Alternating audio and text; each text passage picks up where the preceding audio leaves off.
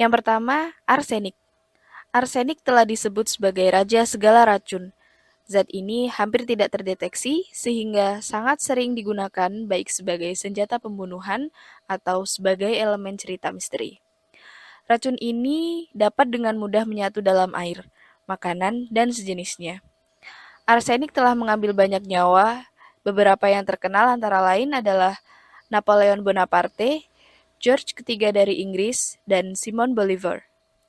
Pada catatan lain, arsenik seperti belladonna digunakan oleh Victoria untuk alasan kosmetik. Hanya dengan beberapa tetes saja bisa membuat kulit wanita menjadi lebih putih. Yang kedua, botulinum toxin. Jika Anda menonton Sherlock Holmes, maka Anda akan tahu tentang yang satu ini. Botulinum toxin menyebabkan botulism, kondisi fatal jika tidak segera diobati. Ini melibatkan kelumpuhan otot yang pada akhirnya akan mengarah pada kelumpuhan sistem pernafasan yang dapat berujung kematian. Bakteri masuk ke dalam tubuh melalui luka terbuka atau dengan menelan makanan yang terkontaminasi. Sekedar informasi, toksin botulinum adalah hal yang sama yang dapat digunakan untuk suntikan botox. Yang ketiga, sianida. Sianida tampaknya menjadi sangat populer dewasa ini. Contohnya, ada mata-mata yang menggunakan pil sianida untuk bunuh diri ketika tertangkap, dan masih banyak yang lainnya.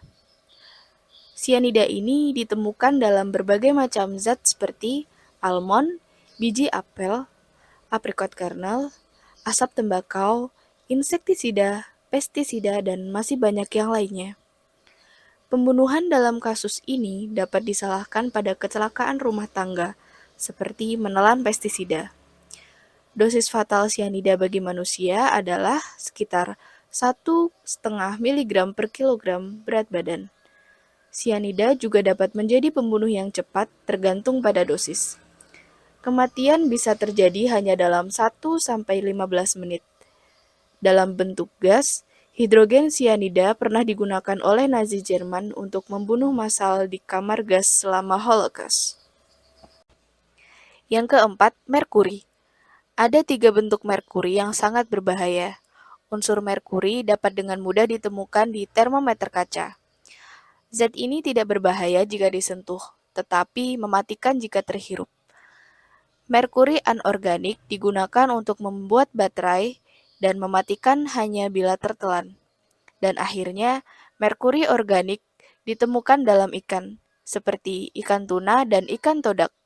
Meskipun jumlah konsumsinya dibatasi hanya 170 gram per minggu, tetapi tetap dapat berpotensi mematikan selama jangka waktu yang lama. Sebuah kematian yang terkenal disebabkan oleh merkuri terjadi pada Amadeus Mozart, yang diberi pil merkuri untuk mengobati sifilisnya.